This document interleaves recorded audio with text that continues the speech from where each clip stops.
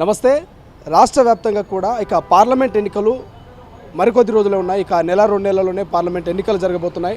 So ఇప్పటికే BJP, BRS, Congress సర్వం సిద్ధమవుతోంది.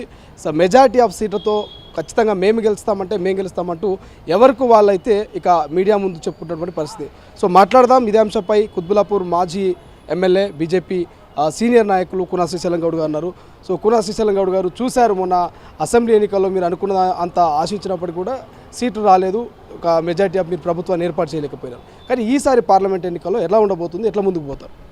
ఈసారి పార్లమెంట్ ఎన్నికల్లో ప్రధానమంత్రి నరేంద్ర మోడీ గారు 10 సంవత్సరాలు చేస్తున్న ప్రజా సంక్షేమ కార్యక్రమాలు కానీ, నరేంద్ర మోడీ గారు దేశాన్ని మరి ఈరోజు ఈ స్థాయిలో ఉంచిందంటే భారతీయ జనతా పార్టీ మన దేశ ప్రధానికే ఆ ఘనత దక్కుతుంది.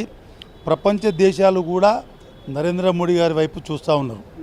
ఇవాళ భారతదేశంలో కూడా తెలంగాణ రాష్ట్రంలో ప్రతి ఒక్కరు కూడా అసెంబ్లీ ఎన్నికలల్లో మరి భారతీయ జనతా పార్టీని ఆదరించలేకపోయినా మరి ఈ యొక్క పార్లమెంట్ ఎన్నికల్లో నరేంద్ర మోడీ గారే దేశానికి రక్షణ చేయగలుగుతాడు అన్న ఆలోచనతో రాబోయే పార్లమెంట్ ఎన్నికల్లో 10-12 సీట్లు భారతీయ జనతా పార్టీకి తెలంగాణ ప్రజానీకం మరి ఓటేసి గెలిపిస్తుందని చెప్పి నేను ధీమా వ్యక్తం చేస్తూ ఉన్నాను. సో ఏం చెప్తారు? కుత్బుల్లాపూర్లో ప్రజలు ఇచ్చినటువంటి తీర్పుని మీరు ఏకీభవిస్తున్నారా? మీ ఓటమికి కారణాలు ఏంటంటే ఏం చెప్తారు?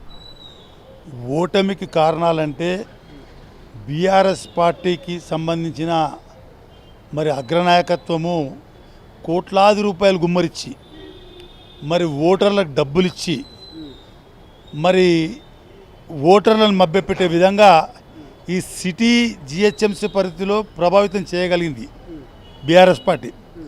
కానీ జిల్లాలలో బీఆర్ఎస్ పార్టీ నమ్మలేదు.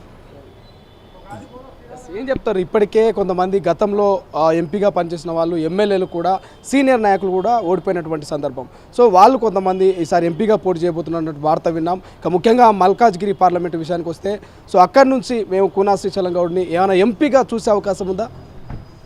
మల్కాజ్గిరి పార్లమెంట్ వచ్చే వరకు చాలామంది భారతీయ జనతా పార్టీకి పెద్ద నాయకులు చాలామంది మరి టికెట్ అడుగుతారు.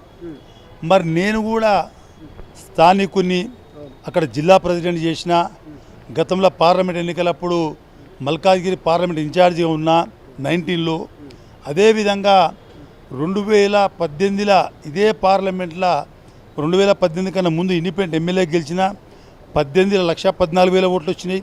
మొన్న భారతీయ జనతా పార్టీకి కుత్బుల్లాపూర్ ఎమ్మెల్యే కాంటెస్ట్ చేస్తే 1,00,000 పైచిలకు ఓట్లు తెలంగాణ రాష్ట్రంలో నాకే వచ్చినాయి, ఎవరు కూడా రాలేవు.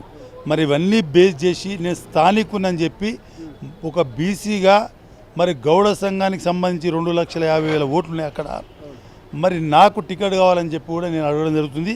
పార్టీ ఆదేశించి టికెట్ ఇస్తే నేను పోటీ చేస్తానని కూడా చెప్తా ఉన్నాను.